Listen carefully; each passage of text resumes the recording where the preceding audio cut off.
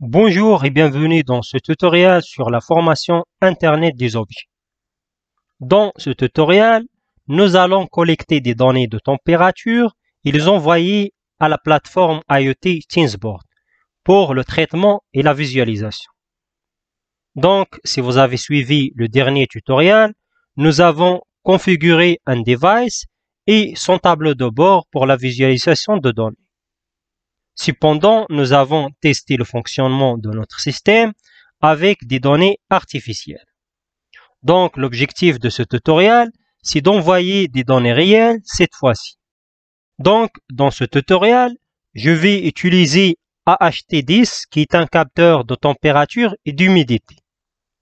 Et pour pouvoir lire les données fournies par ce capteur, nous allons utiliser une librairie qui va nous faciliter le développement du programme.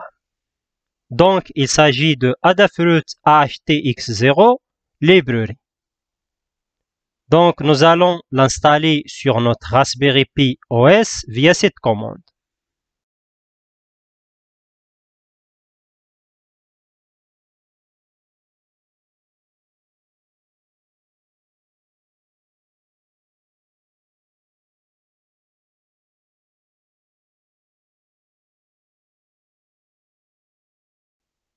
Voilà, pour moi, il est bel et bien installé.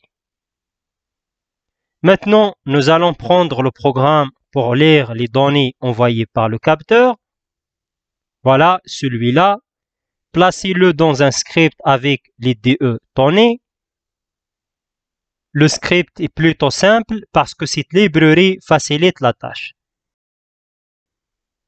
Donc, j'importe tout d'abord les packages. Ensuite, je déclare un objet de la classe I2C pour utiliser le bus I2C de la carte Raspberry parce que notre capteur envoie les données via ce bus.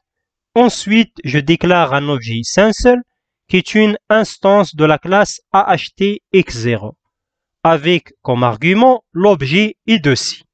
Enfin, dans une boucle infinie, j'affiche la température et l'humidité qui sont des attributs de l'objet Sensor et j'attends 2 secondes entre deux acquisitions.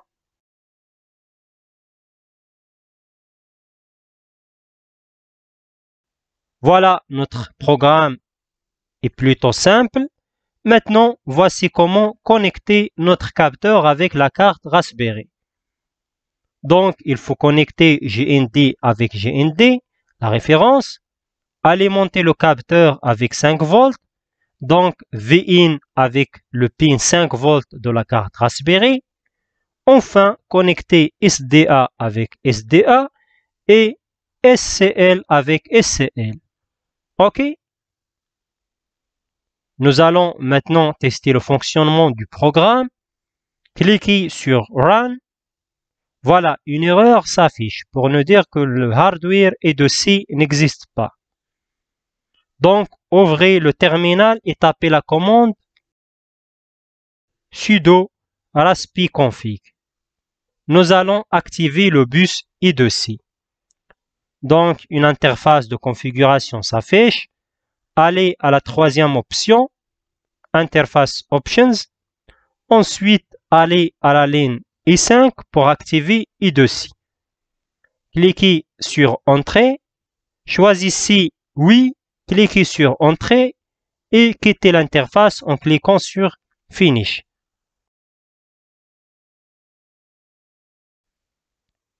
Redémarrez votre script. Voilà, ça marche, la température et l'humidité s'affichent super.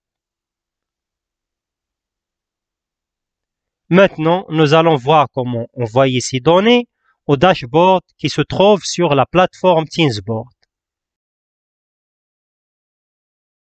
Donc, nous allons prendre le programme que nous avons développé dans le dernier tutoriel. Celui-là, vous pouvez le trouver dans le lien que j'ai mis dans la description.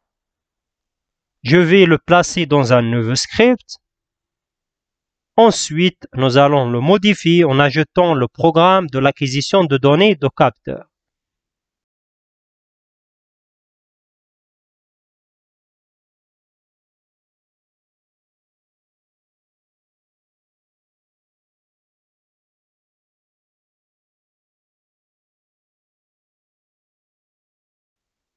Voilà, ici, je vais envoyer que les données de température à notre dashboard.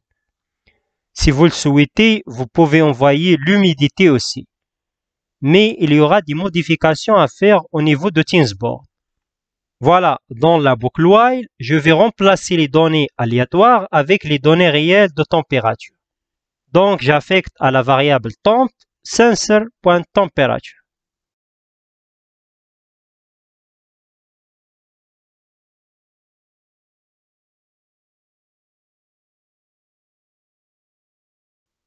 J'affiche ici la température et je démarre mon script. Voilà une erreur. Name n is not defined. Voilà, plutôt temp ici. OK?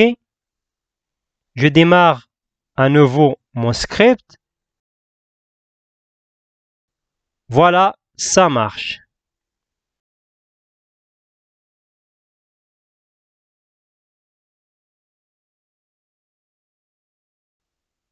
Nous allons voir maintenant au niveau dashboard que nous avons configuré dans le dernier tutoriel.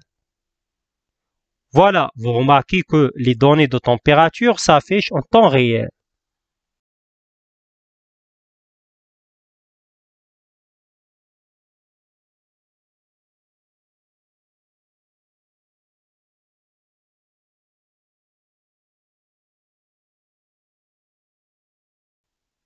Je vais vous montrer en temps réel le système.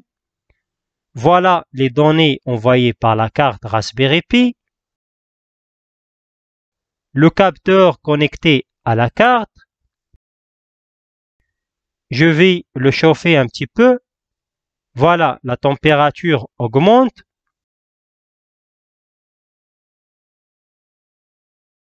Voyons au niveau dashboard. Voilà, les données arrivent en temps réel. Voilà, notre système, ça marche très bien. Voilà, nous sommes arrivés à la fin de ce tutoriel. Merci de l'avoir suivi. Et n'oubliez pas de s'abonner à ma chaîne Open Escuela. Et à très bientôt.